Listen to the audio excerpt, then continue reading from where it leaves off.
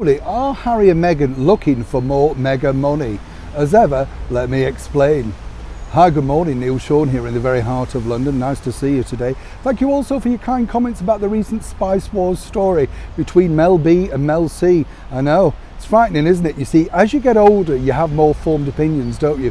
Mel B has always been a very staunch supporter of the late Lady Thatcher, the very first British Prime Minister here in the United Kingdom. Certainly made her mark, as did of course her hero Winston Churchill, and I do believe that Boris Johnson, for whatever reasons people may feel, may also go down in history. Of course there are other prime ministers that made their mark too.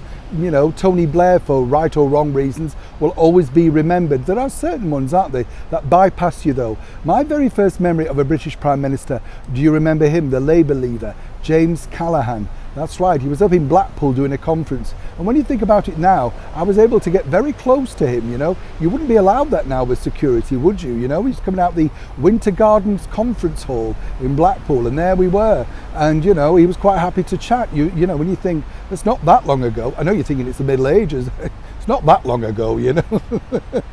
But you know, those are the people that I remember, you know, and that's the thing, isn't it, with politics, you know. And as you get a little bit older, obviously you have your own politics. Mel C and Mel B differ, that's right.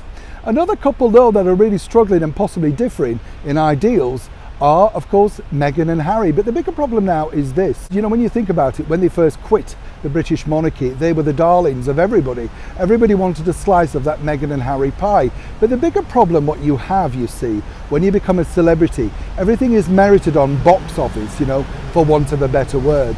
Box office is king, you know. Do you get people spending with you? Can you get an audience? Can you sell books, t-shirts, memorabilia, whatever you've got?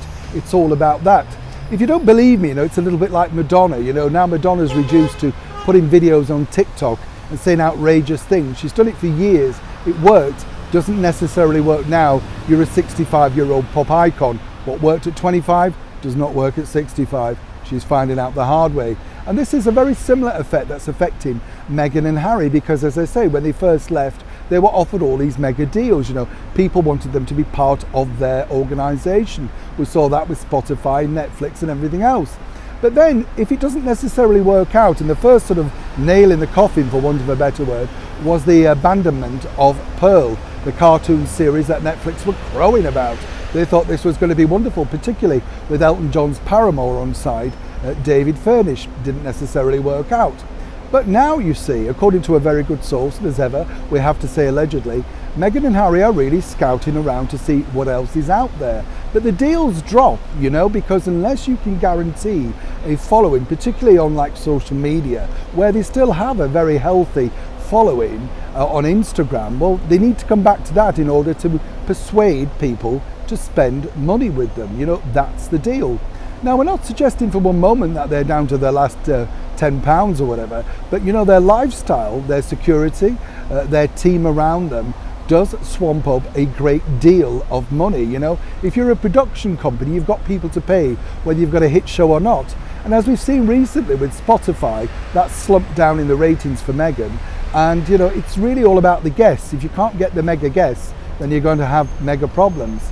According to a very good source, Meghan and Harry have let it be known that they're open to all kinds of offers. So how long will it be before we see them doing info commercials of some kind across television networks? And before you say it, yes, I know other members of the monarchy have done this too, including of course the son of Princess Anne.